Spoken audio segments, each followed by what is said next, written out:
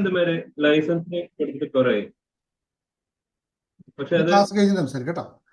Okay okay okay, ഞാൻ എന്താ പറയാ, നിങ്ങളെല്ലാവരെയും ഇന്നത്തെ സെഷനിലേക്ക് സ്വാഗതം ചെയ്യുകയാണ്. കുറേ നേരത്തെ കുറേ സമയമായി നിങ്ങൾ എല്ലാവരും എന്നെ കാത്തിരിക്കുന്നല്ലേ. എൻ്റെ ഇടയിൽ കുറച്ച് സംസാരങ്ങൾ നടന്നു. നമുക്ക് പറയാനുള്ള വിഷയത്തെ പറ്റി പറയാൻ കുറച്ച് നേരമായി നമ്മൾ ഇവിടെ വെയിറ്റ് ചെയ്യുന്നു. ഏറെ സന്തോഷത്തോടു കൂടിയും സ്നേഹത്തോടു കൂടിയും പുഞ്ചിരിയോടുകൂടി നിങ്ങളെല്ലാവരെയും സ്വാഗതം ചെയ്യുകയാണ് നമ്മുടെ പുതിയ സെഷനിലേക്ക്.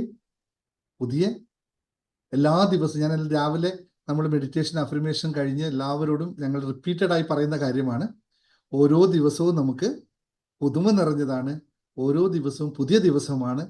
ജീവിതത്തിൻ്റെ പുതിയ തുടക്കമാണ്. 40-ഉം 50-ഉം വയസ്സായിട്ടുണ്ടെങ്കിലും ഇന്നും നമ്മളെ സംബന്ധിച്ച് പുതിയതാണ്.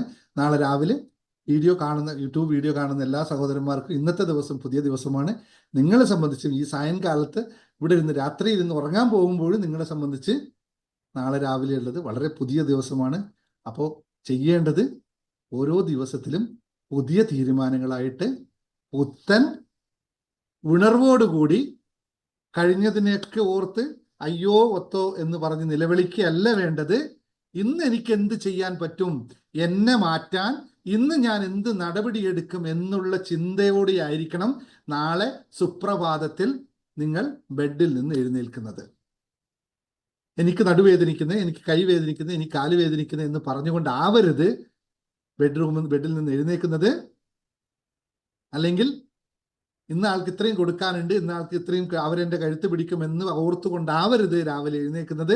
പകരം ഇന്നത്തെ ദിവസം എന്നെ സംബന്ധിച്ച് പുതിയ ദിവസമാണ്, പുത്തൻ ഉണർവിൻ്റെ ദിവസമാണ്, എനിക്കെൻ്റെ ജീവിതത്തിൽ പലതും നേടാനുള്ള ദിവസമാണെന്ന് ഓർത്ത് അതിനു വേണ്ടി ആയിരിക്കണം എഴുന്നേൽക്കേണ്ടതെന്നുള്ള ഒറ്റ പ്രാർത്ഥനയോടുകൂടി, ആ അപേക്ഷയോടുകൂടി, നിങ്ങളോടെല്ലാം വ്യക്തമായ അപേക്ഷയോടുകൂടി ഇന്നത്തെ സെഷൻ നമുക്ക് തുടങ്ങാം. ആര് റെഡി? എന്തിനാണെന്നറിയോ, ഈ ടൈപ്പ് ചെയ്യുമ്പോൾ മാത്രമേ നമുക്കൊരു കരുത്തുള്ളേ. അവിടെ ഇവിടെയും പറയുന്നു. ഇന്ന് അവിടെയൊക്കെ ഇന്നും അവർക്കെല്ലാവർക്കും യൂട്യൂബ് കാണുന്നവർക്ക് നിങ്ങളെല്ലാവരും ഗ്രാറ്റിറ്റ്യൂഡ് പറയണേ. കാരണം അവർ ഇത്രയും തരുന്ന എനർജിയാണ് നമ്മളെ കൂടുതൽ കൊണ്ടുപോകുന്നത് കേട്ടോ. നമ്മൾ ഇവിടെ ഉള്ളതിനേക്കാളും 100 ഇരട്ടി ആൾക്കാരാണ് അവിടെ കാണുന്നുള്ളത്. അപ്പം അവർ വലിയൊരു എനർജിയാണ്, നിങ്ങളും എനർജിയാണ്. അപ്പോൾ നിങ്ങൾ ശ്രദ്ധിക്കേണ്ട, ഇത്തരം വീഡിയോസുകൾ നിങ്ങളുടെ ഗ്രൂപ്പിലൊക്കെ നിങ്ങളുടെ കുടുംബത്തിലൊക്കെ അയച്ചു കൊടുക്കണം. കാരണം ഓരോ ആളും പറയുന്ന കേൾക്കുമ്പോൾ അവർക്ക് വലിയ മാറ്റം ഉണ്ടാവുന്നു എന്ന് കേൾക്കുമ്പോൾ എന്നെ സംബന്ധിച്ച് സന്തോഷമുള്ള കാര്യമാണ്. ഞാനും മാറിക്കൊണ്ടിരിക്കുകയാണ്, ഓരോ ദിവസവും മാറിക്കൊണ്ടിരിക്കുകയാണ് എന്നുള്ളതാണ്. അപ്പോൾ നമ്മളെല്ലാം റെഡിയാണ്. ഇനി നമ്മുടെ വിഷയം എന്ന് പറയുന്നത് ലോ ഓഫ് അട്രാക്ഷൻ. ഇപ്പോൾ സ്റ്റാർട്ടിങ്ങിൽ അനുജിത്തിനോട് പറഞ്ഞ പോലെ നമ്മൾ എന്താണോ ഫോക്കസ് ചെയ്യുന്നത്, നമ്മൾ എന്താണോ ആഗ്രഹിക്കുന്നത്, അത് നമുക്ക് നേടിത്തരുന്ന പ്രപഞ്ചത്തിലെ ഏറ്റവും ശക്തമായ ഒരു നിയമത്തിന്റെ പേരാണ് ലോ ഓഫ് അട്രാക്ഷൻ, അതായത് ആകർഷണ നിയമം. പക്ഷേ എന്താ വിഷയം എന്ന് വെച്ചാൽ 90% ആൾക്കാർക്കും ഇതിൻ്റെ നിയമവശങ്ങളെ പറ്റി വലിയ പിടിയില്ലാതെയാണ് സംസാരിക്കുന്നത്, പിടിയില്ലാതെയാണ് ഇത് ഉപയോഗിക്കുന്നത്. അതുകൊണ്ട് തന്നെയാണ് ആർക്കും ഇതിൽ കൃത്യമായ റിസൾട്ട് ഉണ്ടാക്കാൻ പറ്റാത്തത്. കാരണം നേരത്തെ പറഞ്ഞു, നമ്മൾ ഒരു കാര്യത്തെ വളരെ ശ്രദ്ധിച്ച് കേൾക്കണം. നിങ്ങൾ ഒരുപാട് സ്ഥലത്ത് നിന്ന് ഇത്തരം മിസ്ലീഡിങ് കേട്ടിട്ടുണ്ടാവുമെന്ന് ഞാൻ കരുതുന്നു. അങ്ങനെയാണ് പലരും ഉള്ളത്. കാരണം എല്ലാവർക്കും ജീവിതത്തെ ഷോർട്ട് കട്ടാണ് ആഗ്രഹം. ഒരു കാര്യം എൻ്റെ പ്രിയ സഹോദരങ്ങൾ എല്ലാവരും മനസ്സിലാക്കുക, അത് നിങ്ങൾ പ്രായത്തിൽ ഒരുപാട് മുതിർന്ന ആൾക്കാരുമുണ്ട്, എന്നെക്കാൾ പ്രായത്തിൽ ഇളയ ആൾക്കാരുമുണ്ട്, ജീവിതത്തിന് വലിയ മേഖലകൾ കണ്ട ആൾക്കാരുണ്ട്, റെസ്പെക്റ്റഡ് പേഴ്സൺസ് ഉണ്ട്, എല്ലാവരും നമ്മുടെ ക്ലാസ്സിലുണ്ട്. പക്ഷെ ഒരു കാര്യം ചേർത്ത് പറയാം, ജീവിതത്തിന് ഇല്ലാത്ത ഒരേ ഒരു സാധനം എന്താണെന്നറിയോ? ജീവിതത്തിന് ഇല്ലാത്ത ഒരേ ഒരു സാധനം എന്ന് പറയുന്നത് ഷോർട്ട് കട്ട് എന്ന് പറയുന്നതാണ്. ഒരു ജീവിതത്തിനും ഷോർട്ട് കട്ട് കിട്ടില്ല. ഷോർട്ട് കട്ട് കൊണ്ട് ജീവിതം ഉണ്ടാക്കാൻ പറ്റില്ല. എന്താണ് ഷോർട്ട് കട്ട് എന്ന് ഉദ്ദേശിക്കുന്നത്? അതിൻ്റെ ഒരു സിസ്റ്റമാറ്റിക് വേയിലല്ലാതെ ആ ജീവിതം കെട്ടിപ്പടുക്കാൻ ഒരാൾക്കും പറ്റില്ല, ഒരു നിയമത്തിനും പറ്റില്ല. ആ ഒരൊറ്റ അണ്ടർസ്റ്റാൻഡിങ് ചെയ്തു കഴിഞ്ഞാൽ എല്ലാ നിയമങ്ങളെ പറ്റി നമ്മൾ മനസ്സിലാക്കണം. നേരത്തെ പറഞ്ഞ പോലെ നമുക്കൊരു ആഗ്രഹമുണ്ട്, ആ ആഗ്രഹത്തെ മാത്രം നമ്മൾ ആഗ്രഹം എന്താണെന്ന് പറഞ്ഞാൽ ഒരിക്കലും ആഗ്രഹം നമ്മളിലേക്ക് വരില്ല.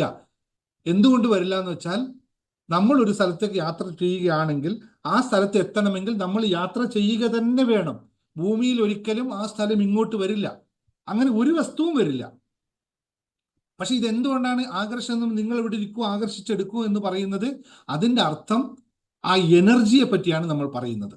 ആ എനർജി നമ്മളിലേക്ക് എത്തുമ്പോൾ നമ്മൾ അതായി തീരുകയാണ് ചെയ്യുക. ഇതാണ് ഇതിൻ്റെ പ്രോസസ്സ്. അപ്പോൾ നമ്മൾ ഒരു കാര്യം നേടണമെന്ന് ആഗ്രഹിച്ചു കഴിഞ്ഞാൽ, അതിയായി ആഗ്രഹിച്ചു കഴിഞ്ഞാൽ, നമ്മൾ പിന്നെ ചെയ്യുന്നതെല്ലാം അതിനുള്ള പ്രവർത്തനങ്ങളായിരിക്കും. മറ്റൊന്നും നമുക്ക് ചെയ്യാൻ പറ്റില്ല. നമ്മൾ അതിലേക്കുള്ള ആ പ്രവർത്തനങ്ങൾ തന്നെയായിരിക്കും. എന്തുകൊണ്ടാണ് ഒരാൾ മോശമാവണം എന്ന് തീരുമാനിച്ചാൽ അയാൾ പെട്ടെന്ന് മോശമായി പോകുന്നത്? ശ്രദ്ധിച്ചിട്ടുണ്ടോ നിങ്ങൾ? അങ്ങനെ ഒരു സംഭവം കൂടി ഉണ്ട് അല്ലേ? പക്ഷെ നന്നാവണം എന്ന് വിചാരിച്ചാൽ പെട്ടെന്ന് നടക്കുകയില്ല. ഇത് രണ്ടും മനസ്സിന്റെ പ്രക്രിയകളാണ്. കാരണം മനസ്സ് എപ്പോഴും താഴോട്ട് പോകാനും സ്വസ്ഥമായിരിക്കാനും പണിയെടുക്കാതിരിക്കാനും നമ്മുടെ മനസ്സിന്ന് ബ്രെയിൻ എപ്പോഴും ആഗ്രഹിക്കുന്നത് ഒരു പണിയെടുക്കാതെ എങ്ങനെ ഇരിക്കാൻ പറ്റുമെന്നാണ് അതിൻ്റെ മുഴുവൻ അല്ലേ?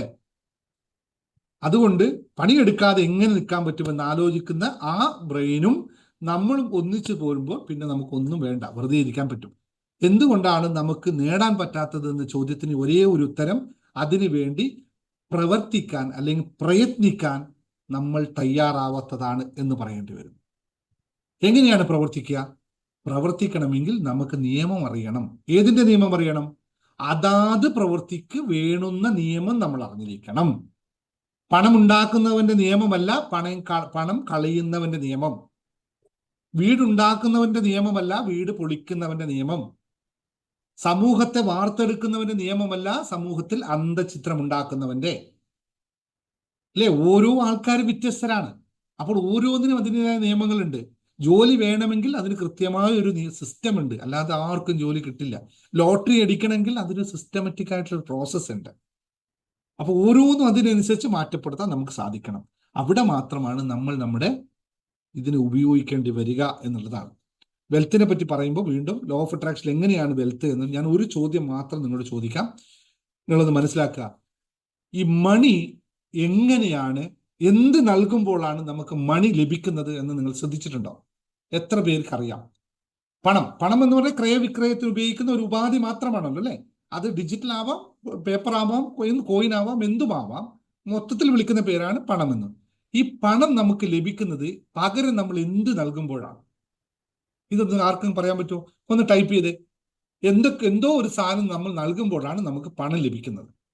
ചെയ്യുന്ന പ്രവർത്തനത്തിന് പ്രത്യുപകാരമായിട്ടാണ് പണം ലഭിക്കുന്നതെങ്കിൽ അതിന് മൊത്തത്തിൽ വിളിക്കുന്ന പേരാണ്. എന്തായിരിക്കും നമ്മൾ നൽകുക അങ്ങോട്ട്? ഒന്ന് പറയാൻ പറ്റുമോ? ആർക്കെങ്കിലും ടൈപ്പ് ചെയ്യാൻ പറ്റുമോ? യെസ്. ഒന്ന് മാത്രമല്ല, രണ്ട് സാധനങ്ങൾ ചേരുമ്പോഴാണ് അതിന് പ്രത്യുപകാരമായി പണം ലഭിക്കുന്നത്. ഇത് ഫണ്ടമെന്റലായിട്ട് അറിഞ്ഞിരിക്കണം. ഇത് അറിയാത്തവനാണ് വലിയ വിഷയം. പറയട്ടെ, എല്ലാവരും പറയട്ടെ, ടൈപ്പ് കമോൺ. യൂട്യൂബ് വീഡിയോ കാണുന്നവർ വളരെ കുറവാണ് ടൈപ്പിംഗ് കേട്ടോ. നിങ്ങൾ സുഖമായിട്ട് ഇരുന്ന് കണ്ടുകൊണ്ടിരിക്കുകയാണ്, ഇൻവോൾവ് ചെയ്യുന്നില്ല. എല്ലാവരോടും പറയാണ്, നിങ്ങൾ ആൻസർ ടൈപ്പ് ചെയ്യണം. ഞാനത് നോക്കുന്നുണ്ട്. പോരാ, ഒന്ന് രണ്ട് ആൻസർ കറക്റ്റ് വരുന്നുണ്ട്. ഒരു ആൻസർ മാത്രമേ ഇത്ര പറഞ്ഞതിൽ കറക്റ്റ് ആയിട്ടുള്ളൂ കേട്ടോ. ബാക്കി എല്ലാവരും ഇതറിയാതെ നിങ്ങൾ പണത്തെ അന്വേഷിച്ച് നടക്കരുത് പ്രിയ സുഹൃത്തുക്കളെ. ഇതറിയാതെ നിങ്ങൾ ആരും പണത്തെ അന്വേഷിച്ച് നടക്കരുത്. ലഭിക്കില്ല. എല്ലാവർക്കും പണം വേണമല്ലേ? Everybody need money. അപ്പൊ മണി വേണമെങ്കിൽ എന്ത് ചേരുമ്പോഴാണ് മണി ഉണ്ടാവുന്നത് എന്ന് അറിയില്ലേ, പിന്നെ എങ്ങനെ പണം ലഭിക്കും? പോരാ. രണ്ട് മൂലകങ്ങൾ ചേരുമ്പോഴാണ് വെള്ളം ഉണ്ടാവുന്നത് എന്നെല്ലാവർക്കും അറിയാലോ അല്ലേ? അങ്ങനെ രണ്ട് കാര്യങ്ങൾ ചേരുമ്പോഴാണ് പണവും ഉണ്ടാകുന്നത്. ആ രണ്ട് കാര്യങ്ങൾ കൃത്യമായി പറയൂ. പോരട്ടെ. അല്ല, രജി മുരളി, ഞാൻ ചോദിക്കുന്ന മണി എങ്ങനെ കിട്ടുന്നു ചോദിക്കാം. പിന്നെ എനർജി ആൻഡ് മണി ആയിക്കഴിഞ്ഞാൽ നടക്കില്ലല്ലോ. മണി ലഭിക്കുന്നത് നമ്മൾ ചെയ്യേണ്ട കാര്യം. പോരട്ടെ, ഇത്രയേ ഉള്ളൂ. അയ്യോ, ഞാൻ കരുതി എല്ലാവരും ആൻസർ പറഞ്ഞു കളയുന്നു. ഞാൻ തോറ്റു പോകും ചോദ്യം ചോദിച്ചല്ലേ. എപ്പോഴും ഞാൻ തന്നെ ജയിച്ചല്ലേ. ഒരൊറ്റ ഒരാൾ മാത്രമേ ആൻസർ പറഞ്ഞുള്ളൂ. ആ ആളൊന്ന് അൺമ്യൂട്ട് ചെയ്യാവോ? ഒരു ആൻസർ കറക്റ്റ് പറഞ്ഞ ഒരാളുണ്ട്. ആൾക്ക് ആ ആൻസർ ഞാൻ പറഞ്ഞ കറക്റ്റ് ആണെന്ന് പറഞ്ഞാൽ ഉറപ്പുണ്ടെങ്കിൽ അവരൊന്ന് അൺമ്യൂട്ട് ചെയ്യണം. ഞാൻ വിളിക്കില്ല. നോക്കട്ടെ.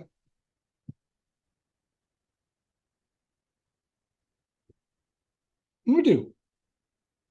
ഞാൻ എക്സ്പെക്ട് ചെയ്യുന്ന ആൾ തന്നെ അൺമ്യൂട്ട് ചെയ്യും.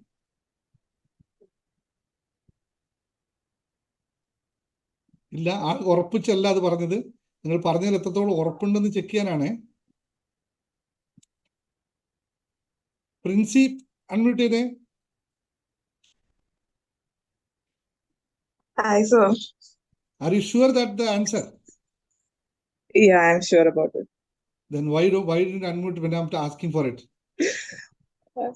I'm sorry, I'm not aware of this meeting. This is my first time. That's why. Okay. Little nervous.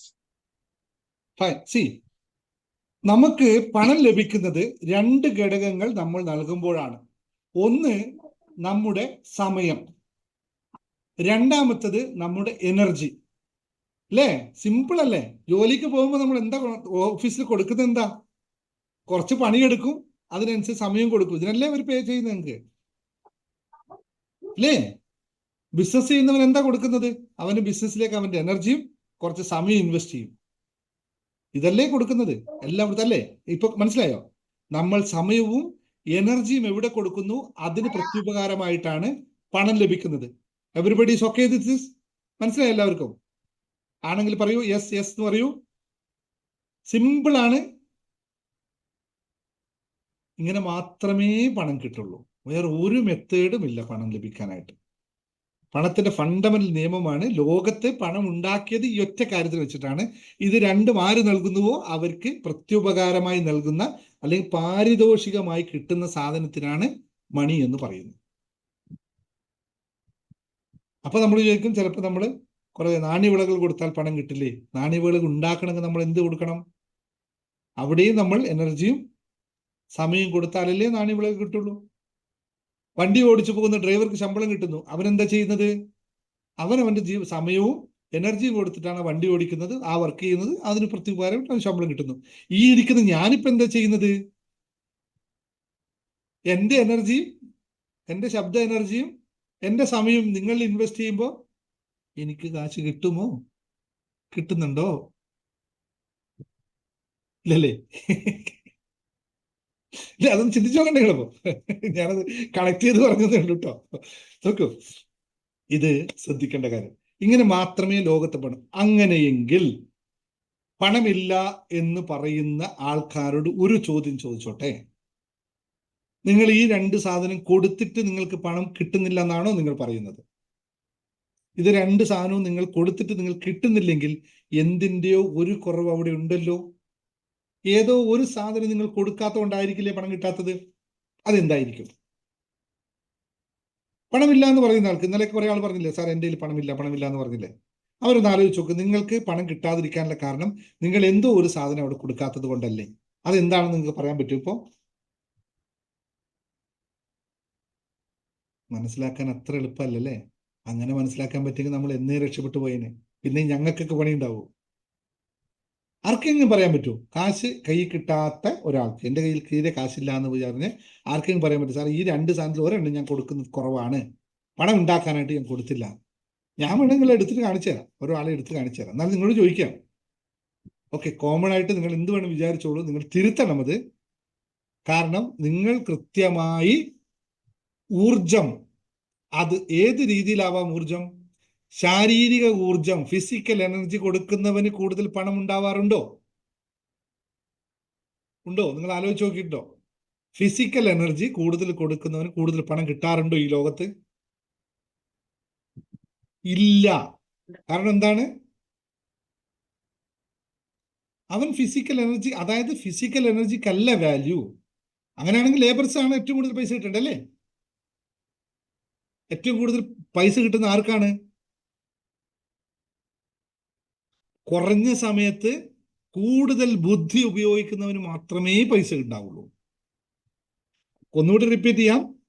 കുറഞ്ഞ സമയവും കൂടുതൽ ബുദ്ധിശക്തിയും ഉപയോഗിക്കുന്നവനാണ് പണം ഉണ്ടാവുന്നത്. അങ്ങനെയെങ്കിൽ നമ്മുടെ ഊർജത്തിന്റെ ഏറ്റവും കൂടുതൽ ഭാഗം ഉപയോഗിക്കുന്നത് ഏത് ഭാഗമാണെന്ന് അറിയാവോ? നമ്മുടെ ശരീരത്തിന്റെ പ്രവർത്തനങ്ങളിൽ നമ്മുടെ ശരീരത്തിൽ ഉണ്ടാകുന്ന ഊർജത്തിന്റെ ഏറ്റവും കൂടുതൽ വിനിയോഗിക്കുന്നത് എവിടെയാണെന്ന് അറിയാവോ? ആ ഭാഗമാണ് ഇത്. അപ്പോൾ ബുദ്ധിശക്തി കൂടുതൽ ഉപയോഗിക്കുന്നവൻ എന്തായിരിക്കും കൂടുതൽ ഉപയോഗിക്കുന്നത്? എന്തായിരിക്കും കൂടുതൽ നൽകുന്നത്? ഊർജം തലച്ചോറ് കൊണ്ടുള്ള ഊർജം, ബുദ്ധിശക്തി അല്ലെങ്കിൽ മൈൻഡ്, ഫോക്കസ് എന്ന് പറയുന്ന സാധനമാണ് അവൻ കൂടുതൽ നൽകുന്നത്. അപ്പോഴവനിലേക്ക് കൂടുതൽ കാശ് വരുന്നു. സിമ്പിൾ അല്ലേ? ഇനി ഞാൻ നിങ്ങൾക്ക് എന്തുകൊണ്ട് കാശ് വരുന്നില്ല എന്നുള്ള ചോദ്യത്തിന് ഉത്തരം പറയണോ? വേണ്ടല്ലോ. കാശുണ്ടാക്കാൻ അറിയണമെങ്കിൽ നമ്മൾ അതിലേക്ക് ഫോക്കസ് ചെയ്യണം, അതിനു വേണ്ടി പ്രവർത്തിക്കണം. ഈ പാട്ട് ക്ലിയർ ആണല്ലോ ഞാൻ പറഞ്ഞത്. അപ്പൊ പൈസ ഇല്ലാത്തവർ ചെയ്യേണ്ടത് പൈസ ഉണ്ടാക്കാനുള്ള വഴികളെ കണ്ടുപിടിക്കണം. എന്നിട്ട് അതിനു വേണ്ടി മനസ്സിനെ പാകപ്പെടുത്തി ചിന്തകൾ, ഇതിനാണ് നമ്മൾ എന്നും പറയുന്നത് അഫ്രിമേഷൻ, ഗ്രാറ്റിറ്റ്യൂഡ്, ഫൊർഗീവ്നെസ്. ഇതൊക്കെ ഉപയോഗിച്ചുകൊണ്ട് മനസ്സിന്റെ ഭാരം കുറച്ച് ബുദ്ധിയെ കൂടുതൽ പ്രകാശിപ്പിക്കണം, ബുദ്ധി കൂടുതൽ തീവ്രമാക്കണം. ഈ മനസ്സ് കൂടുതൽ, നമ്മൾ എപ്പോഴും നെഗറ്റീവ് ചിന്തകളാണെങ്കിൽ ഈ ബ്രെയിൻ എപ്പം വർക്ക് ചെയ്യുന്ന അതിൽ തന്നെ കിടക്കും. അത് കൃത്യമായ രീതിയിൽ ഊർജം കിട്ടണമെങ്കിൽ കൃത്യമായ ഓയിലും നമ്മുടെ കൃത്യമായ ലൂബ്രിക്കേഷൻസ് ഒക്കെ ഉപയോഗിക്കണം. അത് ഉപയോഗിക്കാതിരിക്കുമ്പോഴാണ് കറക്കം ഇങ്ങനെ കുച്ചു കാണുന്നത്. അങ്ങനെ ആയിക്കഴിഞ്ഞാൽ കിട്ടുന്നത് ഊർജം കുറവായിരിക്കും. ഊർജം കൂട്ടാനുള്ള വഴികളാണ് മെഡിറ്റേഷനും ഗ്രാറ്റിറ്റ്യൂഡും അഫ്രിമേഷനും താങ്ക്സ് ഗീവിങ്ങും പരസ്പര സഹബന്ധവും സ്നേഹവും സന്തോഷവും സമാധാനവും ഒക്കെ നമ്മൾ അനുഭവിക്കുമ്പോഴാണ് നമുക്ക് ഊർജം കൂടി വരുന്നത്. ഊർജം കൂടി വരുമ്പോൾ അതിനനുസരിച്ച് നമ്മുടെ പണവും കൂടും. ഊർജമില്ലാത്തവന് പണം കുറവ്. ദരിദ്രൻ എന്ന് പറഞ്ഞാൽ അതിൻ്റെ അർത്ഥം ഊർജം കുറഞ്ഞവൻ എന്നാണ്. ഇങ്ങനെയാണ് ഊർജത്തെ നമ്മൾ കാൽക്കുലേറ്റ് ചെയ്യുക. അവന് ഫിസിക്കൽ എനർജി ഉണ്ടെന്ന് പറഞ്ഞിട്ട് കായിക ബലമുണ്ടെന്ന് പറഞ്ഞിട്ട് കാര്യമില്ല. അവന് നമ്മുടെ സൂക്ഷ്മ ശരീരത്തിനകത്തുള്ള എനർജി കുറവായിരിക്കും. ഓക്കെ, ഇത് വളരെ ക്ലിയർ ആയി കാണുമെന്ന് വിശ്വസിക്കുന്നു. ഇനി നമുക്ക് നമ്മുടെ ലോ ഓഫ് അട്രാക്ഷനിലെ ഇന്നലെ പറഞ്ഞ കാര്യത്തിലേക്ക് പോകാം. ഇന്നലെ നമ്മൾ 2 കാര്യങ്ങൾ പറഞ്ഞിട്ടാണ് പോയത്. ഓർമ്മയുണ്ടോ? 2 കാര്യങ്ങൾ ഇന്നലെ പറഞ്ഞത് ഓർമ്മയുണ്ടല്ലോ നിങ്ങൾക്ക്? ഞാൻ റിപ്പീറ്റ് ചെയ്ത് പറയാം. ഒന്ന്, നമ്മുടെ ലിമിറ്റിംഗ് ബിലീഫ് സിസ്റ്റമാണ് നമ്മളെ പിറകിലോട്ട് അടിപ്പിക്കുന്നത് എന്ന് പറഞ്ഞു.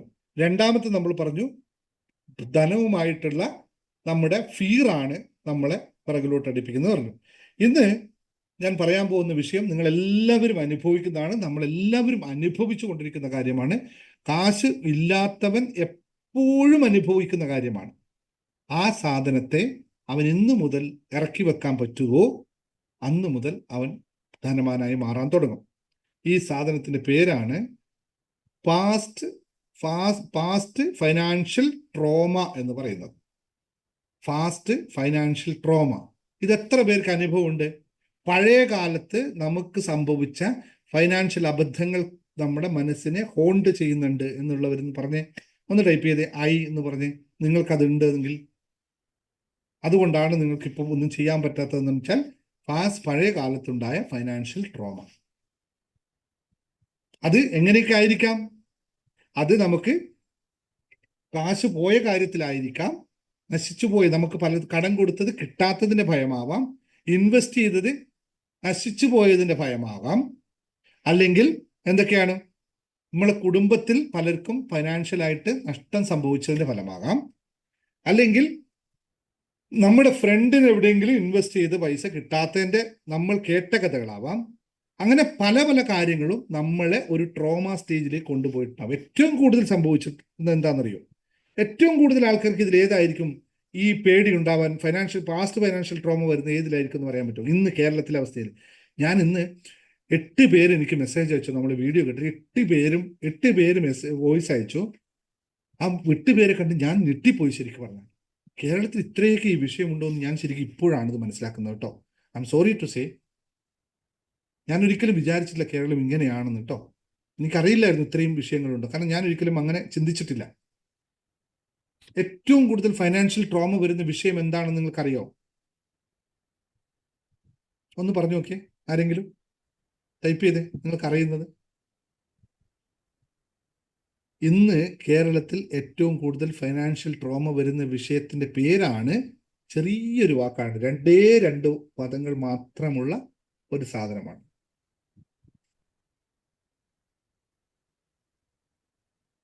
ഇതില്ലാത്തവർ ആരെങ്കിലും ഉണ്ടോ എന്ന്? Yes, that's it. കടം.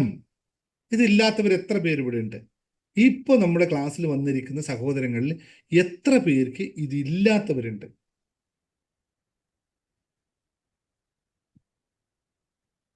ഇല്ലാത്ത ഒരാൾ പറഞ്ഞു, ഞാൻ ഇല്ല, ഞാൻ ടൈപ്പ് ചെയ്യാം. നിങ്ങൾക്ക് ആർക്കെങ്കിലും അതില്ല എന്ന് പറയുന്നവരുണ്ടോ? പറഞ്ഞു.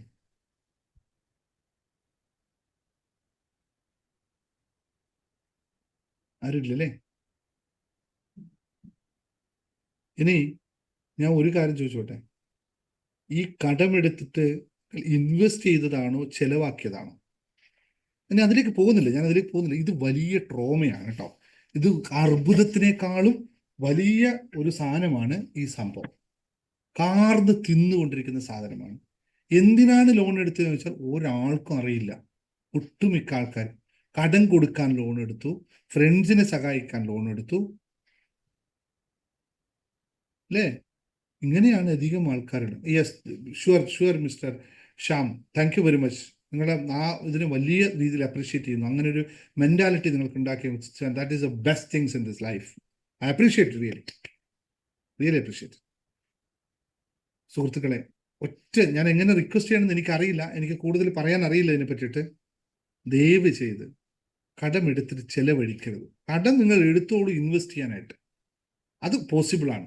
ഒരു എടുത്ത കടത്തിന് മൾട്ടിപ്പിൾ ചെയ്യാൻ പറ്റുമെന്ന് നിങ്ങൾക്ക് കൃത്യമായി ബോധമുണ്ടെങ്കിൽ മാത്രമേ കടമെടുക്കാവൂ. ഇല്ലെങ്കിൽ ലൈഫിൽ കടമെടുത്ത് ചെലവഴിക്കരുത്. ജീവിതം പോകാൻ വേറെ ഒന്നുമില്ല. ഇന്നൊരു സഹോദരൻ എനിക്ക് അയച്ച 5 വോയിസിൽ, അവർ ഫോർവേഡ് ചെയ്ത 5 വോയിസിൽ ഞാൻ ശരിക്കും വണ്ടി നിർത്തിയിട്ട് 140 സ്പീഡിൽ പോകുന്ന വണ്ടി ഞാൻ നിർത്തിയിട്ട് ഞാനിരുന്ന് കരഞ്ഞുപോയി. എങ്ങനെ സഹായിക്കാൻ പറ്റും ആ മനുഷ്യനെ ഓർത്തിട്ട്.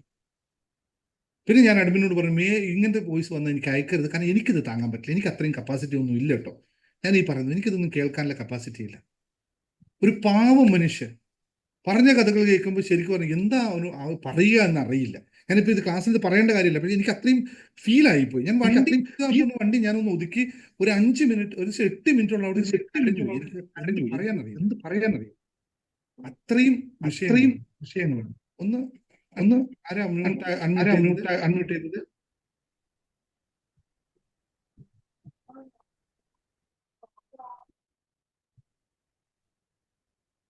ഒരു സാധാരണക്കാരനായ മനുഷ്യൻ 8.5 കോടി രൂപ കടമാണ് അയാൾക്കുന്നത്.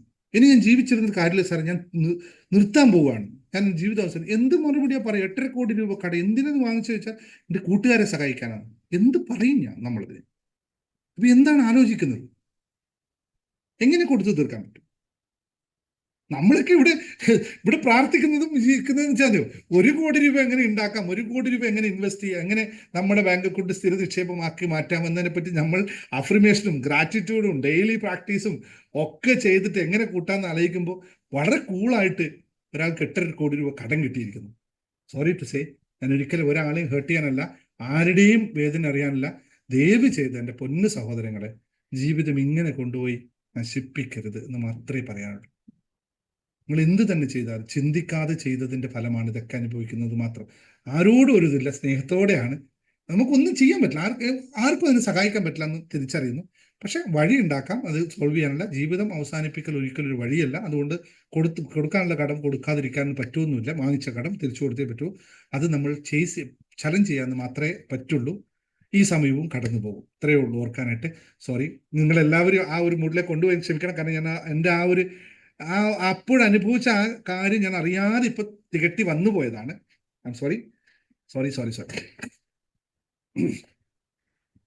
അപ്പം പറഞ്ഞു വന്നത്, ഇങ്ങനെയുള്ള ഫൈനാൻഷ്യൽ ട്രോമകൾ നമുക്കുണ്ടാവുന്നതാണ് പണത്തെ നമ്മളിലേക്ക് എത്തിക്കാതിരിക്കാനുള്ള പ്രധാന കാരണം. ഇനി എന്താണ് ഇതിന് പോംവഴി എന്നുള്ളതാണ്. അതിന് പോംവഴിയുള്ളത് ഫോർഗീവ്നെസ് പ്രാക്ടീസ് ചെയ്യുക എന്നത് മാത്രമാണ് ഏകമായി പറയാനുള്ളത്. കഴിഞ്ഞതിനെ മറക്കാനായിട്ട് നിരന്തരമായ പ്രാക്ടീസ് നമുക്ക് കൊണ്ടുവന്നേ പറ്റൂ. കാരണം അതെങ്ങനെ കഴിഞ്ഞു പോയി. ആ ഭാണ്ഡം നമ്മളിൽ ഉണ്ട് എങ്കിൽ അത് ഇറക്കി വെക്കാത്തടത്തോളം കാലം നമുക്ക് കൂടുതൽ പണം സ്വരൂപിക്കാൻ പറ്റില്ല. ഇത് മണി മാനിഫെസ്റ്റേഷൻ പ്രോസസ്സിന് കഴിയാത്തത് അപ്പുറത്ത് വന്നു കഴിഞ്ഞാൽ ഹീൽ ആൻഡ് മാനിഫെസ്റ്റേഷൻ എന്ന് പറയുന്ന പ്രോസസ്സിലൂടെ കടത്തിക്കൊണ്ടുപോയിട്ടാണ് ഞാനത് ചെയ്യുന്നത്. കാരണം ചിലവർക്ക് ഇത് വിട്ടുകൊടുക്കാൻ പറ്റില്ല, അവർ വിചാരിച്ചാലും പറ്റില്ല. അതിന് ഹീൽ ചെയ്ത് എക്സ്റ്റേണൽ സപ്പോർട്ടോടുകൂടി ഹീൽ ചെയ്തെടുത്താൽ മാത്രമേ സാധ്യമാകുള്ളൂ. അതിന് രണ്ടുപേരും പൂർണ്ണമായിട്ടും അതായത് വേണ്ടവരും ചെയ്യുന്ന ആൾ ഞാൻ തന്നെയും അത്രയും ശ്രദ്ധിച്ച് കൈകാര്യം ചെയ്തില്ലെങ്കിൽ നമുക്കത് ഉപയോഗിക്കാൻ പറ്റില്ല. അത്രയും ഡീപ്പായി കിടക്കുന്ന സാധനമാണ്. ഇതുള്ള ആൾക്കാർക്ക് പണം ഉണ്ടാക്കാൻ സാധിക്കേയില്ല എന്ന് പറയുന്നു. പണം ചിലപ്പോൾ ഉണ്ടാക്കിയെന്ന് വരും, പക്ഷെ അതുപോലെ ആ സാധനം പോകും. കാരണം അതിന് നിൽക്കാനുള്ള സ്പേസ് അവിടെ കിട്ടില്ല. അപ്പൊ നമുക്ക് പണം ഉണ്ടാക്കിയ കാര്യം അത് നിൽക്കേണ്ടത് നമ്മുടെ കയ്യിൽ. അതുകൊണ്ട് മണി മാനിഫെസ്റ്റേഷനിൽ അത് നടന്നില്ലെങ്കിൽ ഹീൽ ആൻഡ് മാനിഫെസ്റ്റേഷൻ എന്ന് പറയുന്ന കുറച്ചും കൂടി പവർഫുൾ ആയിട്ട് ടൂൾ ഉപയോഗിച്ചുകൊണ്ട് മാത്രമേ നമുക്ക് സാധ്യമാകുള്ളൂ. അത് വളരെ അപൂർവ ആൾക്കാർക്ക് വരുന്നത്. വെച്ചാൽ ഞാൻ മാക്സിമം മണി മാനിഫെസ്റ്റേഷൻ അത് ചെയ്യാൻ നോക്കും. അതായില്ലെങ്കിൽ അടുത്ത സ്റ്റേജ് ആണ് ഇതിൽ. ഇതിനും അടുത്ത സ്റ്റേജ് ഉണ്ട് കേട്ടോ. അതിനുമല്ലേ നമ്മളെ ഒരു സോളിന്റെ പർപ്പസ് ഒക്കെ കണ്ടെത്തി സോളിന് വേണ്ടി ചെയ്യുന്ന പ്രത്യേക, അതൊക്കെ ഞാനിപ്പോൾ ക്ലാസ്സിൽ പറയുന്നില്ല, സോളിന്റെ കാര്യങ്ങളാണ് പറയുന്നത്. അപ്പൊ ഇത് വളരെ ശ്രദ്ധിക്കേണ്ട ഒരു കാര്യമാണ്. Fast financial trauma. പിന്നെ ഏറ്റവും ഇമ്പോർട്ടൻ്റ് ആയിട്ട് മിക്ക ആൾക്കാർ ഞാൻ കണ്ട ഒരു വിഷയം എന്ന് പറയുന്നത് എന്തുകൊണ്ട് സാമ്പത്തികം ഉണ്ടാക്കാൻ പറ്റുന്നില്ല എന്നുള്ളത് ഞാൻ ഏറ്റവും കൂടുതലായിട്ട് കണ്ട്. ഇപ്പോൾ നേരത്തെ സംസാരിക്കുമ്പോൾ നമ്മുടെ അനുജൻ പറഞ്ഞ അതേപോലെ lack of clarity and focus ആണ്. എഴുതിക്കോളൂ, lack of clarity and focus. എന്താണ് lack of clarity and focus? നമുക്ക് യഥാർത്ഥത്തിൽ എന്താണ് വേണ്ടത് എന്നതിൻ്റെ ഒരു വ്യക്തമായ രൂപം നമ്മുടെ കയ്യിലില്ല. എത്ര പേർക്ക് അത് ഫീൽ ചെയ്തിട്ടുണ്ട്? നിങ്ങൾക്ക് ഇപ്പോൾ ഇവിടെ ഇരുന്നിട്ട് ഫൈനാൻഷ്യനെ അട്രാക്ട് ചെയ്യാൻ വേണ്ടി നിങ്ങളുടെ ഈ ക്ലാസ്സിൽ വന്നിരിക്കുന്ന എൻ്റെ പ്രിയ സഹോദരങ്ങൾക്ക് എല്ലാവർക്കും നമുക്ക് കൃത്യമായി എനിക്ക് വേണ്ട പൈസ എത്രയാണെന്ന് കൃത്യമായി ഇവിടെ ആ ബോധമുണ്ടോ? നമ്മുടെ ഹാർട്ടിന് തട്ടിയാണല്ലോ ഇതൊക്കെ പറയുന്നല്ലേ. ഹൃദയത്തിൽ ഈ ബോധമുണ്ടോ? കൃത്യമായി എനിക്ക് ഇത്ര വേണം. ഉണ്ടെങ്കിൽ വഴികൾ നമ്മൾ കണ്ടെത്തും. ഉള്ളവർക്ക് അത് നേടാനും പറ്റും. ഇന്നൊരു സഹോദരൻ എനിക്ക് പറഞ്ഞൊരു കാര്യമുണ്ട്, സാറേ മാനിഫെസ്റ്റേഷനൊക്കെ നന്നായിട്ട് വർക്ക് ചെയ്യുന്നു, പക്ഷെ എന്നാലും ചെറിയ പേടി മാറുന്നില്ല. ഞാൻ ഇരുന്ന് കുറച്ച് ദിവസം മാക്സിമം മാനിഫെസ്റ്റ് ചെയ്ത് 15 ലക്ഷം രൂപയൊക്കെ എനിക്ക് വരുത്താൻ പറ്റിയിട്ടുണ്ട്. അത്രയും പവർഫുൾ ഉണ്ട്. ഏറെ സന്തോഷമാണ് ഇത് കേൾക്കുമ്പോൾ, അങ്ങനെയുള്ള ആൾക്കാർ കേൾക്കുമ്പോൾ. അങ്ങനെ ഉള്ളവരാണ് നിങ്ങളെങ്കിൽ you are on right track. ഇത് എത്ര പേർക്കാണ് ഇത് ഉള്ളത് ഇപ്പോൾ ഇവിടെ ഉള്ളതിൽ? 4 5 പേർക്ക് മാത്രം. ഉള്ളവർക്ക് അത് ലഭിക്കുക തന്നെ ചെയ്യും. തീർച്ചയായും ഇത് തീർച്ചയായും ലഭിക്കുക തന്നെ ചെയ്യും.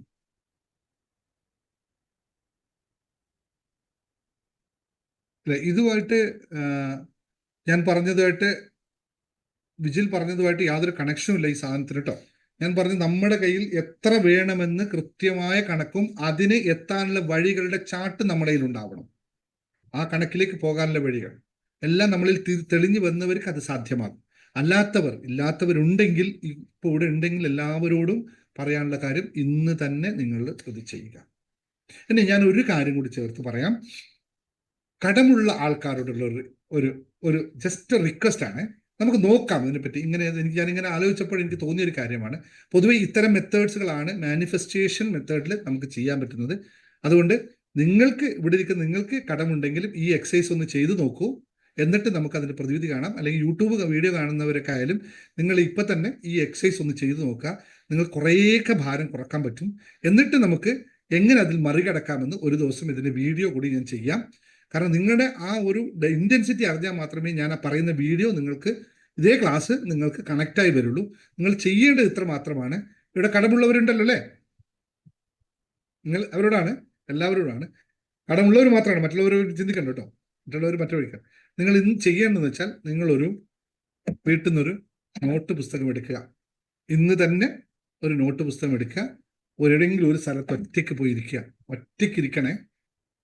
എന്നിട്ട് നിങ്ങൾ എത്ര കടം നിങ്ങൾക്കുണ്ട് എന്ന് ഒന്നുകൂടി പറയാം. എത്ര രൂപ കടമുണ്ട് എന്ന് ആളുടെ പേരും ആർക്കാണ് കൊടുക്കേണ്ടതെന്നുള്ള പേരും അവർക്ക് എത്രയാണ് കൊടുക്കേണ്ടതെന്നുള്ള കൃത്യമായ തുകകൾ മുഴുവനായിട്ടൊന്ന് എഴുതുക. അപ്പോൾ നിങ്ങൾക്ക് വ്യക്തത വരും എത്രയാണ് നിങ്ങൾക്ക് കൊടുക്കാനുള്ളത്. ഞാൻ പറയുന്നു, ഞാൻ മനസ്സിലാക്കിയ കാര്യത്തിൽ, എന്നോട് ആൾക്കാർ സംസാരിച്ചതിൻ്റെ കാര്യത്തിൽ മിക്ക ആൾക്കാരുടെ യഥാർത്ഥമായ വിഷയം എന്ന് പറയുന്നത് ഞാൻ എത്ര കടം കൊടുക്കാനുണ്ട് എന്നതിൻ്റെ കണക്ക് അവരെ കയ്യിലില്ല എന്നുള്ളതാണ്. എത്രയുണ്ട് എന്ന് വെച്ചാൽ അതൊരു 2-2.5 ലക്ഷം രൂപ ഉണ്ടാവും, 3-3.5 ലക്ഷം രൂപ ഉണ്ടാവും, 5-5.5 ലക്ഷം രൂപ ഉണ്ടാവും, 8-8 ലക്ഷം രൂപ ഉണ്ടാവും. ഇന്ന് എത്രയുണ്ട് നാളെ ഇൻട്രസ്റ്റ് കൂടും. പക്ഷെ ഇന്ന് എത്രയുണ്ട് എന്നുള്ള കണക്ക് വെച്ച ആൾക്കാർ എത്ര പേരുണ്ടാവും? നിങ്ങൾ ദയവ് ചെയ്ത് ഇന്ന് അതൊന്ന് ചെയ്യുക. എത്രയുണ്ട് എന്നിട്ട് നിങ്ങളൊന്ന് ജസ്റ്റ് യൂട്യൂബിൽ ഉള്ളവർ യൂട്യൂബിൽ ഒന്ന് കമൻ്റ് ആയിട്ട് പറഞ്ഞാൽ മതി, സാറേ ഇത്രയാണ് എൻ്റെ നിലവിലുള്ള കടം. അല്ലെങ്കിൽ നിങ്ങൾ ഒരു നമ്മുടെ കാണാമല്ലോ, വാട്സപ്പിൽ നമ്മുടെ നമ്പർ ഉണ്ട്, അഡ്മിനുമായിട്ട് ബന്ധപ്പെടുക, പറയാം. ഞാൻ ഇതിനനുസരിച്ച് നിങ്ങൾക്ക് എല്ലാവർക്കും കൂടിയുള്ള ഒരു മറുപടി പറയാം, എങ്ങനെ ഇതിനെ പുറത്ത് കിടക്കാമെന്ന്. അത് നിങ്ങളുടെ ആ ഡെപ്തിനനുസരിച്ച് മാത്രമേ പറയാൻ പറ്റുള്ളൂ. ഒന്ന് ചെയ്തു നോക്കൂ, കൃത്യമായി മറുപടി കിട്ടും. കൃത്യമായി നമുക്കൊരു അന്തം കിട്ടും, ഒരു അന്തപ്പെട്ട ഈ പറഞ്ഞ ഒരു ലക്ഷ്യം കിട്ടും. പൊതുവെ ആൾക്കാർക്ക് അതില്ല. വളരെ റെയർ 1 to 1 പീപ്പിൾസ് മാത്രമേ അത് ഉണ്ടാവുള്ളൂ. അതായത് ഒരു ഓവറോൾ ആയിട്ട് പറയുന്ന ഒരു സംഭവമല്ല, കൃത്യമായി കണക്ക് വേണേ. ഇതൊന്ന് ശ്രമിച്ചു നോക്കൂ. എന്നിട്ട് നമുക്ക് ഒരു ദിവസം ഇതുമായിട്ട് ബന്ധപ്പെട്ടൊരു ക്ലാസ് എടുക്കാം. ഞാനും കുറച്ച് വ്യക്തമായി പഠിക്കട്ടെ, കാരണം ഞാൻ ഇന്നേ വരെ കടത്തെ പറ്റി പഠിച്ചിട്ടില്ല. കാരണം എനിക്കത് ജീവിതത്തിൽ ഇല്ലാത്തത് കൊണ്ടായിരിക്കും ദൈവം എനിക്കതിനെ വെച്ച്, പക്ഷെ നിങ്ങൾക്ക് വേണ്ടി ഞാൻ പഠിക്കണം. അപ്പോൾ നമ്മൾ ഇതെന്താണെന്ന് വെച്ചാൽ പറഞ്ഞു വന്നത്, നമുക്ക് പാസ്റ്റ് ഫൈനാൻഷ്യൽ ട്രോമയുണ്ട്. കാരണം എന്ന് പറഞ്ഞാൽ നെഗറ്റീവായിട്ടുള്ള പാസ്റ്റ് എക്സ്പീരിയൻസ് ആണ് ഏറ്റവും കൂടുതലായി സംഭവിച്ചത്. നമുക്ക് പലപ്പോഴും സംഭവിച്ചിട്ടുണ്ട്. രണ്ടാമത്തെ കാര്യം എന്ന് പറയുന്നത് എന്താണ്? Inconsistency of energy and effort. ഇതൊന്ന് എഴുതി വെച്ചോളണം നിങ്ങൾ. ഒന്ന്, നമുക്ക് പരമ്പരാഗതമായി നമുക്ക് പറ്റിയ സംഭവങ്ങളെ പറ്റിയിട്ടുള്ള എന്താ പറയുക, നെഗറ്റീവായി നമുക്ക് സംഭവിച്ച കാര്യം. രണ്ടാമത്തെ കാര്യം, പിന്നെ ഇന്നലെ നമ്മുടെ ഒരു പ്രിയ സുഹൃത്തിനോട് സംസാരിച്ച ഇതേ കാര്യം തന്നെയായിരുന്നു. എനിക്കെപ്പോഴും ഒരു കൃത്യമായ എന്താ പറഞ്ഞ ഇൻകൺസിസ്റ്റൻസി ഓഫ് എഫേർട്ട് എന്ന് പറയുന്നത്. കൃത്യമായ എഫേർട്ട് എടുക്കില്ല. ഒരു ദിവസം എടുക്കും, ഒരു ദിവസം എടുക്കില്ല. ഒരു ദിവസം ചെയ്യും, മറ്റു ദിവസം ചെയ്യില്ല. ഏറ്റവും കൂടുതൽ സംഭവിക്കുന്ന കാര്യമാണ് inconsistency of energy, inconsistent energy and effort എന്ന് പറയുന്നത്. ഒരു ദിവസം സ്റ്റോക്കിൽ പോയി നന്നാണ് പ്ലേ ചെയ്യും, നന്നായിട്ട് ഫോക്കസ് ചെയ്ത് പ്രോഫിറ്റ് ഉണ്ടാക്കും. നെക്സ്റ്റ് ഡേ ആ വഴിക്കേ പോവില്ല. പിന്നെ ഒരു ദിവസം ഓർമ്മ വരുമ്പോൾ രാത്രി 10 മണിക്കോ 11 മണിക്കോ പോയി ഒന്ന് പ്ലേ ചെയ്യും, കുറേ സ്റ്റോക്ക് വാങ്ങിച്ചിടും, അല്ലെങ്കിൽ കുറേ സെല്ല് ചെയ്തിടും. പിറ്റേ ദിവസം ആ വഴിക്ക് പോവില്ല. ഇവിടെ വളരെ ശ്രദ്ധിക്കേണ്ട ഒരു കാര്യമാണിത്.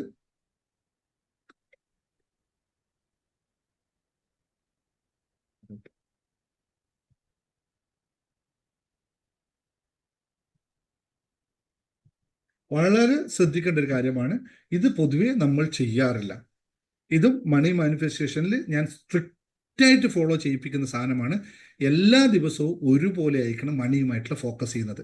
നിങ്ങൾ ഏത് മേഖലയാണോ ചെയ്യുന്നത് അതിന് നിങ്ങൾ കൊടുക്കുന്ന എഫേർട്ട്, ബിസിനസ് ആണെങ്കിൽ, അല്ലെങ്കിൽ നിങ്ങൾ സ്റ്റോക്ക് മാർക്കറ്റ് പ്ലെയർ ആണെങ്കിൽ, അല്ലെങ്കിൽ നിങ്ങൾ മ്യൂച്വൽ ഫണ്ട് ഇൻവെസ്റ്റർ ആണെങ്കിൽ, അല്ലെങ്കിൽ മ്യൂച്വൽ ഫണ്ടിലേക്ക് ആള് ചേർക്കുന്ന കൺസൾട്ടന്റ് ആണെങ്കിൽ, അല്ലെങ്കിൽ അതിനകത്ത് ഒരു ഏതെങ്കിലും കോച്ചാണെങ്കിൽ, അല്ലെങ്കിൽ നിങ്ങൾ ട്രെയിനർ ആണെങ്കിൽ, യോഗ ഇൻസ്ട്രക്ടർ ആണെങ്കിൽ, നിങ്ങളുടെ എനർജി എല്ലാ ദിവസവും അതിലേക്ക് ഈക്വൽ ആയിരിക്കണം. ഒരു ദിവസം അൺകോംപ്രമൈസബിൾ ആയിട്ടുള്ള എനർജി കൊടുക്കണം. അത് ഞാൻ പേഴ്സണലി എടുത്ത് ആൾക്കാരെ അതിലേക്ക് വിളിച്ചു ചോദിക്കും, നിങ്ങൾ ഇന്ന് എന്താ ചെയ്തത്, വാട്ട് യു ഡിഡ് ടുഡേ. ഇതാണ് മണി മാനിഫെസ്റ്റേഷൻ മെന്റർഷിപ്പിന്റെ ഏറ്റവും കൺസിസ്റ്റന്റ് ആയി ചെയ്യേണ്ടത്. ഓരോ ദിവസവും നിങ്ങൾ എന്ത് ചെയ്തു എന്ന് ഞാൻ മോണിറ്റർ ചെയ്യും. കൺസിസ്റ്റൻസി കീപ്പ് ചെയ്താൽ തന്നെ നമ്മൾ 50% വിജയിച്ചു. പിന്നെ ഫോക്കസ് മാത്രമാണ് നമുക്ക് വേണ്ടത്. അത് നമുക്ക് ഓട്ടോമാറ്റിക് വരും. കാരണം പണം വരുമ്പോൾ ഓട്ടോമാറ്റിക്കായിട്ട് നമ്മുടെ ഫോക്കസ് കൂടും. പണം വരാത്തിടത്തോളം കാലം നമ്മുടെ ഫോക്കസ് കൂടില്ല. പണം വരുമ്പോൾ നമ്മളത് കൺസിസ്റ്റൻസി ആയിട്ട് പൊതുവെ ആൾക്കാരുടെ പരാജയം, ഏറ്റവും കൂടുതൽ ആൾക്കാർ പരാജയപ്പെട്ടിട്ടുള്ളത് അവർ കൺസിസ്റ്റൻസി കീപ്പ് ചെയ്യാത്തതുകൊണ്ടാണ്. ഇഷ്ടം പോലെ ഇത് നമുക്ക് എക്സാമ്പിൾ കൊണ്ടുവരാൻ പറ്റും അല്ലേ? നിങ്ങൾക്ക് തോന്നുന്നുണ്ടോ? ശരിയാന്ന് തോന്നുന്നുണ്ടോ? എന്തെങ്കിലും എസ് പറഞ്ഞ് ശരിയാന്ന് തോന്നുന്നവർക്ക് കൺസിസ്റ്റൻസി ഇല്ലാത്തതുകൊണ്ട് എനിക്ക് ഒരുപാട് അബദ്ധങ്ങൾ പറ്റിയിട്ടെന്ന് പറയുന്ന ഒരുപാട് ആൾക്കാരുണ്ടാവും അല്ലേ? പറഞ്ഞു നോക്കിയാ നോക്കട്ടെ. ഇനി നമുക്ക് മനസ്സിലാക്കേണ്ട കാര്യം, സിമ്പിളായിട്ട് law of attraction, law of attraction നമുക്കറിയാമല്ലോ, ജേർണി ടു ഹാപ്പിനെസ്സിന് 4 type of law of attraction ആണ് നിലവിലുള്ളത്. 4 ടൈപ്പ് ലോ ഓഫ് അട്രാക്ഷനിലൂടെയാണ് ജേർണി ടു ഹാപ്പിനെസ് ആൾക്കാർ പ്രോഗ്രാം ചെയ്യുന്നത്. ഈ ലോ ഓഫ് അട്രാക്ഷനിലൂടെ എങ്ങനെയാണ് ഈ മണിയെ നമ്മൾ റെഡിയാക്കി എടുക്കുക? മണി മാനിഫെസ്റ്റേഷൻ അവിടെ മാറ്റി നിർത്തിക്കൊണ്ട് law of attraction simple technique വെച്ചുകൊണ്ട്, ഏറ്റവും ലളിതമായ ടെക്നിക്കാണ് ഈ ലോ ഓഫ് അട്രാക്ഷൻ കേട്ടോ. അതിലൂടെ എങ്ങനെ ചെയ്യാൻ പറ്റും എന്നാണ് നമ്മൾ പറയുന്നത്. എന്തുകൊണ്ടെന്ന് വെച്ചാൽ നമ്മളുടെ ഇതിൽ ആദ്യം ചെയ്യുന്ന പ്രക്രിയ എത്രയാണ്? ലോ ഓഫ് അട്രാക്ഷൻ ട്രെയിനിങ്ങിൽ ഞാൻ ആദ്യം ചെയ്യുന്ന പ്രക്രിയ, എല്ലാ ലോ ഓഫ് അട്രാക്ഷനിലും ആദ്യത്തെ ബേസിക് ലോ ഓഫ് അട്രാക്ഷൻ എന്ന് പറഞ്ഞിട്ട് നമുക്കൊരു കോഴ്സ് ഉണ്ട്. അത് ബേസിക് ആയിട്ട് ലോ ഓഫ് അട്രാക്ഷൻ പഠിപ്പിക്കുന്നതാണ്. എന്താണ് ലോ ഓഫ് അട്രാക്ഷൻ? അത് കഴിഞ്ഞിട്ട് നമ്മൾ പക്ക ലോ ഓഫ് അട്രാക്ഷന്റെ 30 days ക്ലാസ് ഉണ്ട്. അതിൽ നമ്മൾ ലോ ഓഫ് അട്രാക്ഷൻ ടെക്നിക്കുകളെല്ലാം പഠിപ്പിക്കും. എന്നിട്ട് നിങ്ങൾക്ക് എന്ത് ആവശ്യത്തിന് വേണ്ടത് ആ ആവശ്യത്തിന് ഉപയോഗിക്കാൻ പറയും. ഇത് എല്ലാ ആവശ്യത്തിനും ഉപയോഗിക്കാം, കോമൺ ആയിട്ട് ഉപയോഗിക്കാൻ പറ്റുന്ന, റിലേഷൻഷിപ്പ് ഉപയോഗിക്കാം, ഹെൽത്തിന് ഉപയോഗിക്കാം, വെൽത്തിന് ഉപയോഗിക്കാം, എല്ലാത്തിനും കോമൺ ആയിട്ട് ഉപയോഗിക്കാൻ പറ്റുന്ന ഇതാണ്. എന്താണ് അതിന്റെ പ്രത്യേകത എന്ന് വെച്ചാൽ, നിങ്ങൾക്ക് ഒരു വലിയ കുടത്തിൽ വെള്ളം കൊണ്ടുവച്ചിട്ടുണ്ട്, ആവശ്യമുള്ളത് എടുത്ത് നിങ്ങൾക്ക് കുടിക്കുകയോ ഒഴിക്കുകയോ കുളിക്കുകയോ ഒക്കെ ചെയ്യാവുന്ന രീതിയിലുള്ളതാണ് ലോ ഓഫ് അട്രാക്ഷന്റെ നോർമൽ കോഴ്സ്. അത് 30 days ക്ലാസ് ആണ്. അത് അൺലിമിറ്റഡ് ടൈം ഉപയോഗിക്കാൻ പറ്റുന്ന കോഴ്സാണ്. അത് എല്ലാവർക്കും എല്ലാ സമയത്തും ഉപയോഗിക്കാൻ പറ്റും. പക്ഷേ അതിൽ റിസൾട്ട് കിട്ടാത്ത 2 ടൈപ്പ് ആൾക്കാരുണ്ടാവും. ഏതാണ് ഈ 2 ടൈപ്പ് ആൾക്കാർ? ഒന്നാമത്തെ ആൾക്കാരാണ് ഈ പറഞ്ഞ കൺസിസ്റ്റൻസി ഇല്ല, നമുക്കതിനെ ഫോക്കസ് ചെയ്ത് നിർത്താനുള്ള കഴിവില്ല. ഫോക്കസിനൊരു കഴിവ് വേണം അല്ലേ? ഫോക്കസിന് എനർജി വേണം. എനർജി ഇല്ലെങ്കിൽ ഫോക്കസ് ചെയ്യാൻ പറ്റുമോ? ഞാൻ നിങ്ങൾക്ക് ഫോക്കസിന്റെ ടെസ്റ്റ് നമുക്കൊന്ന് നടത്തി നോക്കാം. അവിടെ വേണോ? നിങ്ങൾക്ക് എത്ര മിനിറ്റ് ഫോക്കസ് ചെയ്യാൻ പറ്റുമെന്ന് അറിയാനായിട്ട്? അപ്പോഴറിയാം നമ്മൾ ഇപ്പോഴത്തെ കാലത്തെ ഫോക്കസിന്റെ പവർ. വേണോ? അറിയാൻ പറ്റുമോ? വേണോ? ആർക്ക് ടെസ്റ്റ് വേണോ?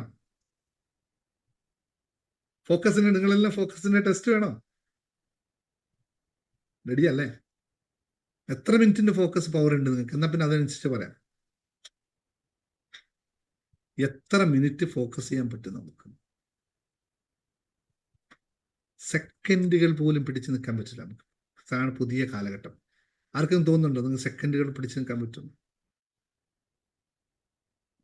ഞാനിപ്പോൾ ആ ടെസ്റ്റ് പറഞ്ഞാൽ നിങ്ങൾ എല്ലാവരും പറയും, ചേട്ടാ ഇത് വെറുതെ ഒരു രാത്രി നമ്മളെ കൺഫ്യൂഷൻ ആക്കി എന്ന് പറയും. വേണമല്ലേ ഫോക്കസിന്റെ ഒരു ടെസ്റ്റ്? നല്ലൊരു ക്യാമറ ഓൺ ചെയ്യും, ഞാനൊരു ടെസ്റ്റ് നടത്താം.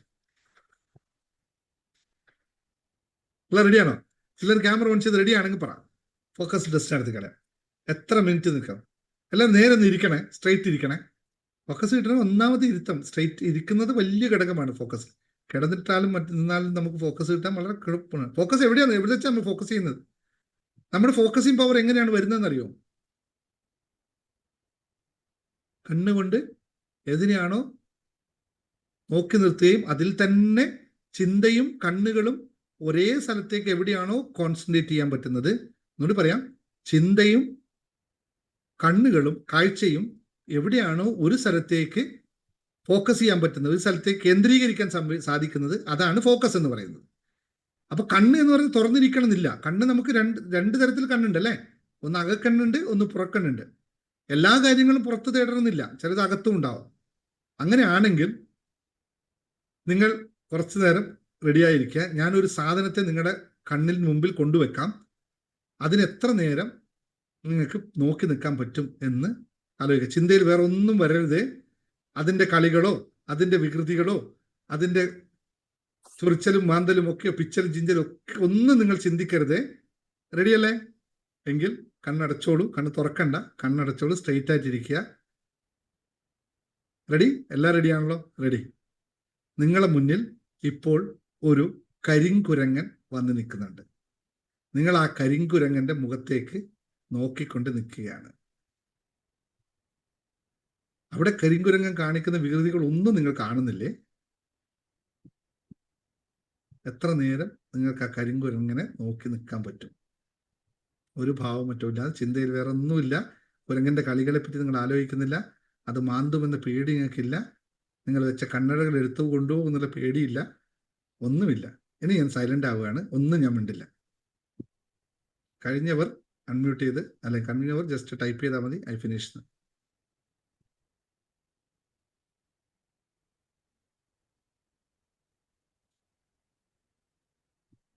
അല്ലെങ്കിൽ അതിന്റെ കളി കണ്ടിട്ട് എനിക്ക് ചിരി വന്നു, എനിക്ക് സത്യത്തിൽ ചിരി വന്നു.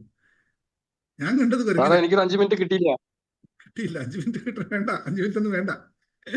ഞാൻ വെറുതെ ഒരു ടെസ്റ്റ് പറഞ്ഞതാണ്, ഒന്ന് നമുക്കൊന്ന് റിലാക്സ് ചെയ്യാൻ വേണ്ടി ചെയ്തു. ആ ടെസ്റ്റിന്റെ എനിക്ക് കാണാൻ കഴിഞ്ഞില്ല, കട്ടായി പോയി പറയുക. ഓ അങ്ങനാണോ? പിന്നെ ഒന്ന് നിങ്ങളുടെ ഭാഗ്യം. നമ്മളെന്ത് പറയുന്ന ഇതെല്ലാം ഫോക്കസ് കിട്ടും. ഞാൻ വെറുതെ ഒന്ന് നിങ്ങളൊന്ന് എൻഗേജ് ചെയ്യാൻ വേണ്ടി പറഞ്ഞതാണ്. ഇങ്ങനെയല്ല ഫോക്കസ്. ഇങ്ങനെയുള്ള ഫോക്കസുകൾ പോലും ചെയ്യാൻ നമുക്ക് ഇന്നത്തെ ഡിസ്ട്രാക്ഷൻ ലോകത്ത് പറ്റുന്നില്ല. സത്യമായിട്ട് നിങ്ങൾ എത്ര പേര് കുരങ്ങിന്റെ കളി എവിടെ കണ്ടു? കുരങ്ങിനെ കാണുന്നതിന് പകരം. എന്നിട്ട് എത്ര പേര് കുരങ്ങിന്റെ കൂടെ പോയി കളിക്കാൻ നടന്നു അല്ലെങ്കിൽ അത് നോക്കി നിന്നു? ഇതൊക്കെ അതുമായിട്ട് ബന്ധപ്പെട്ടാണ്. പക്ഷെ ടെസ്റ്റുകൾ ചെയ്യുമ്പോൾ വേറെ ഇത് ചെയ്യാം. ഞാനതൊരു ജസ്റ്റ് ഒരു ഫണ്ണി ആയിട്ട് എടുത്തു എന്ന് മാത്രമേ ഉള്ളൂ, ഇതൊന്ന് മനസ്സിലാക്കാൻ വേണ്ടിയിട്ട്. അപ്പം ഇവിടെ ഏറ്റവും കൂടുതൽ സംഭവിക്കുന്നത് വെച്ചാൽ നമുക്ക് അങ്ങനെ ഫോക്കസ് ചെയ്ത് നിൽക്കാൻ പറ്റാത്തതാണ് പലപ്പോഴും നമ്മുടെ ഏറ്റവും വലിയ പരാജയം വരുന്നത്. നമ്മുടെ എപ്പോഴും ഡിസ്ട്രാക്റ്റഡ് ആണ്. എന്തൊക്കെ പല കാര്യങ്ങൾ കൊണ്ട് ഡിസ്ട്രാക്റ്റഡ് ആണ്. ഇത് ഞാൻ ആ മണി മാനിഫെസ്റ്റേഷനിൽ ഞാൻ എല്ലാവരോടും ഇപ്പം എൻ്റെ കേൾക്കുന്നവരോടും പറയും, നിങ്ങൾക്ക് വരാനിരിക്കുന്നതേ ഉള്ളൂ, തുടങ്ങിയിട്ടില്ല. മണിക്കൂറുകൾ നിങ്ങൾ ഞാൻ ഇരുത്തും, അനങ്ങാതെ ഇരുത്തും. ഇരുന്നാൽ മാത്രമേ, ഈ ഫോക്കസ് ചെയ്താൽ മാത്രമേ ഈ സാധനം വരത്തുള്ളൂ, വേറൊരു രീതിയിലും വരില്ല. അത്രയും ഡീപ്പായിട്ടുള്ള കോൺസെപ്റ്റാണിത്. അത്രയും ഡീപ്പായിട്ട് നമ്മൾ കാണുന്നത് പലപ്പോഴും തോന്നും ആൾക്കാർ കാശുണ്ടാക്കുന്ന ഇതൊന്നും ഇല്ലാന്ന്. അങ്ങനെയൊന്നും അല്ല കേട്ടോ. ഇവരൊക്കെ നല്ല ഇതുപോലെ വർക്ക് ചെയ്തിട്ട് മാത്രമാണ് ഉണ്ടാക്കുന്നത് കേട്ടോ. അത്രയും ഫോക്കസ്ഡ് ആയിട്ട് മാത്രമേ അവർക്ക് ഉണ്ടാക്കാൻ പറ്റുള്ളൂ. അത് നമുക്കില്ലാത്തതാണ് വളരെ വിഷയമുള്ളത്. അപ്പൊ ലോ ഓഫ് അട്രാക്ഷനിൽ ഇത് കോമൺ പറഞ്ഞു വന്ന നേരത്തെ, ലോ ഓഫ് അട്രാക്ഷനിൽ കോമൺ ആയിട്ട് ഈ കാര്യങ്ങളൊക്കെ പഠിപ്പിക്കുള്ളൂ. പക്ഷെ മൂന്നാമത്തെ law of attraction, advance hypnosis law of അട്രാക്ഷനിൽ നമ്മളെ ഹിപ്നോസിസ് സ്റ്റേജിലേക്ക് സെൽഫായിട്ട് കൊണ്ടുപോയിക്കൊണ്ട് സെൽഫായിട്ട് ഹിപ്നോസിസം ചെയ്തുകൊണ്ട് അവിടെയാണ് ലോ ഓഫ് അട്രാക്ഷൻ പ്രാക്ടീസ് ചെയ്യിപ്പിക്കുന്നത്, നോർമൽ സ്റ്റേജിലല്ല. എന്ന് വെച്ചാൽ ഇപ്പൊ നോർമൽ സ്റ്റേജിൽ നമുക്കിത് വർക്ക് ചെയ്യുന്നില്ല എന്ന് കരുതിക്കോ.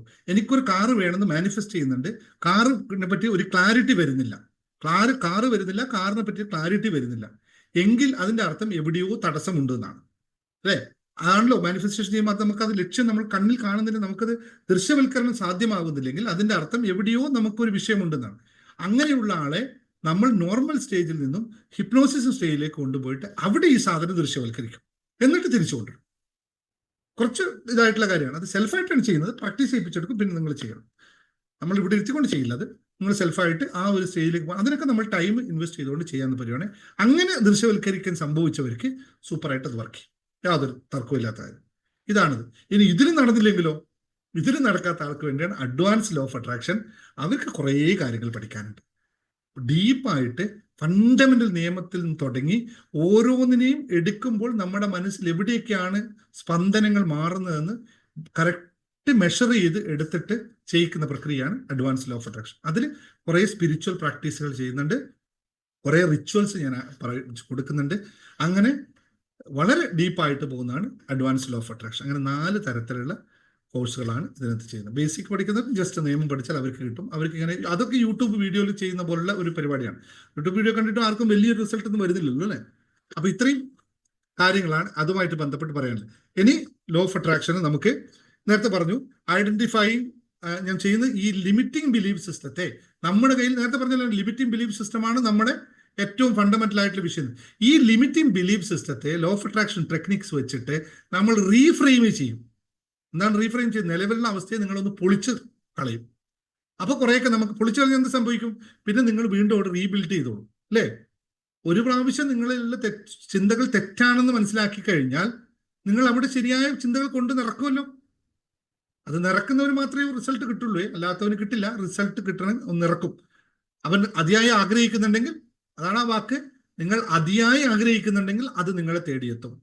അപ്പൊ അതിയായി ആഗ്രഹിക്കുന്ന വെച്ചാൽ മാറ്റം ഉണ്ടാവാൻ അതിയായി ആഗ്രഹിക്കുന്നവന് മാറ്റം ഉണ്ടാവുക തന്നെ ചെയ്യും. ഇത്രയാണ് പ്രോസസ്സ്.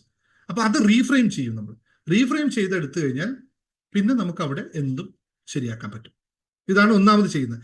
രണ്ടാമത് ചെയ്യുന്ന വെച്ചാൽ നമ്മൾ വെൽത്തിനെയും ഈ പറഞ്ഞ എല്ലാ കാര്യങ്ങളിലെയും അബൻഡൻസ് മാനിഫെസ്റ്റ്, അതായത് അബൻഡൻസ് വിഷ്വലൈസ് ചെയ്തെടുക്കും. എനിക്കിതുണ്ട്, അങ്ങനെയാണ്, ഇങ്ങനെയാണെന്നുള്ള വിഷ്വലൈസേഷൻ പ്രോസസ്സ് ഡെയിലി കടത്തിക്കൊണ്ടുപോയിട്ട് വിഷ്വലൈസ് ചെയ്തെടുക്കും. ഇങ്ങനെയുള്ള സിമ്പിൾ ടെക്നിക്സുകളാണ് ലോ ഓഫ് അട്രാക്ഷൻ ചെയ്യുന്നത്. അഡ്വാൻസ് ചെയ്യുന്നത് വേറെ രീതി പറ്റ ദിവസം പറയാം, സമയം നമുക്ക് അതിക്രമിച്ചിരിക്കുന്നു. അപ്പൊ ഇങ്ങനെയാണ് നമ്മൾ ഈ പ്രോഗ്രാമായി ചെയ്യുന്നത്. നിങ്ങൾക്ക് ചേരാൻ ആഗ്രഹിക്കുന്നവർക്ക് അഡ്മിനെ കോൺടാക്ട് ചെയ്യാം. കൂടുതൽ അറിയാൻ ആഗ്രഹിക്കുന്നവർക്ക് 1-to-1 സെഷൻ ചോദിക്കാം. നിങ്ങളുടെ വിഷയങ്ങൾ എന്താണെന്ന് അറിഞ്ഞിട്ട് അതിനനുസരിച്ച് ഞാൻ പറയാം നിങ്ങൾക്ക് ഏതാണ് ഏറ്റവും ഉചിതമെന്ന്. നമ്മളിപ്പോൾ വന്നവർക്കൊക്കെ കുറച്ച് ദിവസം കൊണ്ട് അമേസിങ് റിസൾട്ടുകളാണ് ഓരോ ആളും പറയുന്നത്. അത് കേൾക്കുമ്പോൾ എന്താണെന്ന് വെച്ചാൽ നമ്മൾ ചെയ്യുന്ന കാര്യങ്ങളും അത് മാറുമ്പോൾ, അത് ആൾക്കാർ അപ്ലൈ ചെയ്യുമ്പോൾ അവർക്ക് മാറ്റം ഉണ്ടാവുന്നു എന്ന് കേൾക്കുമ്പോഴാണ് ഞാൻ ഇപ്പോൾ നിങ്ങൾക്ക് തരുന്ന എന്താണ് 2 കാര്യം ഞാൻ നിങ്ങൾക്ക് തരുന്നുണ്ടല്ലോ. പക്ഷെ അതിന് പ്രത്യുപകാരമായിട്ട് ഞാനിത് വാങ്ങിക്കുന്നുണ്ടോ? ഇവിടെ എൻ്റെ സമയവും എനർജിയും ഈ സമയത്ത് ഞാനിവിടെ വിനിയോഗിക്കുന്നതിൽ എൻ്റെ പണം എന്ന് പറയുന്നത് നിങ്ങൾക്ക് മാറ്റമുണ്ടായി എന്ന് നിങ്ങൾ എന്നോട് പറയുമ്പോഴാണ്. അതാണ് എൻ്റെ വെൽത്ത്. കറൻസി അല്ല എൻ്റെ വെൽത്ത്. അവിടെ നിങ്ങൾ നൽകുന്ന ഗ്രാറ്റിറ്റ്യൂഡും നിങ്ങൾ പറയുന്ന നിങ്ങൾക്ക് മാറ്റമുണ്ടായി എന്നുള്ള തിരിച്ചറിവുമാണ് എൻ്റെ ഇതിലുള്ള സമ്പാദ്യം. അപ്പൊ ഞാൻ വെൽത്തി ആണല്ലോ ഇതിനകത്ത്. I am getting what I M investing, അല്ലേ? ഇത് നിങ്ങൾ പറയണം. നിങ്ങൾക്ക് മാറ്റം എന്തെങ്കിലും രീതി മാറ്റമുണ്ടെങ്കിൽ നിങ്ങളത് പറയുമ്പോൾ മാത്രമേ എനിക്കറിയുള്ളൂ. അല്ലെങ്കിൽ ഞാൻ ബാങ്കിൽ ഫിക്സഡ് ഡെപ്പോസിറ്റ് വെച്ച പോലെ ആവും. എൻ്റെ പാസ്ബുക്കിൽ ചേർക്കാത്ത ഫിക്സഡ് ഡെപ്പോസിറ്റ് എൻ്റെ പേരിൽ അവിടെ ഉണ്ടായിട്ട് എനിക്കറിയാൻ പറ്റുമോ? ഇല്ലല്ലോ. അതുകൊണ്ട് നിങ്ങൾക്ക് മാറ്റം ഉണ്ടായാലും ഈ ക്ലാസ് കൊണ്ട് ഗുണമുണ്ടായാലും അത് എൻ്റെ പാസ്ബുക്കിലേക്ക് ഒന്ന് ചേർക്കാൻ നിങ്ങളൊന്ന് പറയുക, സംസാരിക്കുക. ഗ്രൂപ്പ് നമ്മുടെ ഓപ്പൺ ആണ്. നമ്മുടെ ഗ്രൂപ്പിൽ കയറി ആർക്കും എഴുതാം, പറയാം, ഒക്കെ ചെയ്യാം. ഇല്ലെങ്കിൽ എനിക്ക് പേഴ്സണൽ മെസ്സേജോ അഡ്മിൻ അയച്ചോളൂ. നിങ്ങൾക്ക് മാറ്റം ഉണ്ടായെന്ന് അറിയുമ്പോഴാണ് എനിക്ക് കൂടുതൽ ചെയ്യാൻ തോന്നുക. അല്ലെങ്കിൽ ഞാൻ ഇറക്കിയ ഇൻവെസ്റ്റ്മെന്റ് എൻ്റെ സമയവും അല്ലേ എനർജിയും പണമായി മാറുന്നില്ല എന്ന് വിശ്വസിക്കേണ്ടി വരും. അപ്പൊ വീണ്ടും ചെയ്യാൻ തോന്നില്ല അല്ലേ? സ്വാഭാവികല്ലേ? നമ്മൾ ആരും ചെയ്യില്ലല്ലോ അല്ലേ? നമുക്ക് റിസൾട്ട് കിട്ടാതിരുന്ന നമ്മൾ വർക്ക് ചെയ്യുമോ? ആരും വർക്ക് ചെയ്യില്ല. അപ്പോൾ ശ്രദ്ധിക്കുക. ഇന്ന് മറ്റൊരു സന്തോഷ വാർത്ത കൂടി നിങ്ങളുടെ മുമ്പിൽ ഷെയർ ചെയ്യാനുണ്ട്. ഭയങ്കര സന്തോഷമായി എനിക്ക്. ഞാൻ കഴിഞ്ഞൊരു വീഡിയോയിലാണ് പറഞ്ഞത് ഞാൻ നാട്ടിൽ വരുന്നുണ്ട്, പുസ്തകം വേണ്ടവർ പറഞ്ഞോളൂ എന്ന് പറഞ്ഞ്. ഇന്ന് എനിക്ക് ഒരുപാട് ആൾക്കാർ പുസ്തകത്തിന് വേണ്ടി ഓർഡർ നൽകി. ഏറെ സന്തോഷമുണ്ട്. നാട്ടിൽ വന്നു കഴിഞ്ഞാൽ ഒരു ദിവസം ഇരുന്ന് സൈൻ ചെയ്ത് കൊടുക്കേണ്ട അത്രയും പുസ്തകങ്ങൾ ഓർഡർ ചെയ്തു. ഇനിയിപ്പോൾ ഈ വീഡിയോ കാണുന്നവർ ഇപ്പോൾ ക്ലാസ്സിലുള്ളവരോട് ഓർമ്മിപ്പിക്കുകയാണ്, ആർക്കെങ്കിലും ഈ 2 പുസ്തകങ്ങൾ വേണം എന്നുണ്ടെങ്കിൽ, ഏകദേശം മനസ്സൊരു വിസ്മയം 3ാമത്തെ എഡിഷനിലേക്ക് പോകേണ്ട സമയമായി. 2 പുസ്തകം വേണമെന്ന് ആഗ്രഹം ഉണ്ടെങ്കിൽ അഡ്മിനെ ബന്ധപ്പെട്ടതോളൂ. 2 ദിവസത്തിനകത്ത് ഞാൻ നാട്ടിലെത്തും. നിങ്ങൾക്കുള്ള പുസ്തകം എൻ്റെ പേഴ്സണൽ സൈൻ ചെയ്തിട്ട് നിങ്ങളുടെ പേരും കൂടി എഴുതി നിങ്ങൾക്ക് സൈൻ ചെയ്തിട്ട് അയച്ചു തരാം. വേണമെന്ന് ഇത് 2 പുസ്തകം ഒന്ന് അറിയാലോ. ഈ പുസ്തകത്തെ പറ്റി നിങ്ങൾക്ക് മനസ്സിലായാലും ഇതെന്താണ് നിങ്ങൾക്ക് നൽകുന്നത്. ഇന്നലത്തെ ക്ലാസ് മുഴുവൻ നമ്മൾ പറഞ്ഞതാണ് അല്ലേ? ഈ പുസ്തകം ഫണ്ടമെന്റലായിട്ട് നിങ്ങൾക്ക് ഡെയിലി എടുത്ത് പ്രാക്ടീസ് ചെയ്യേണ്ട പുസ്തകമാണ്. അപ്പോൾ വേണ്ടവർ പറഞ്ഞോളൂ, മറക്കാതിരിക്കുക. Thank you.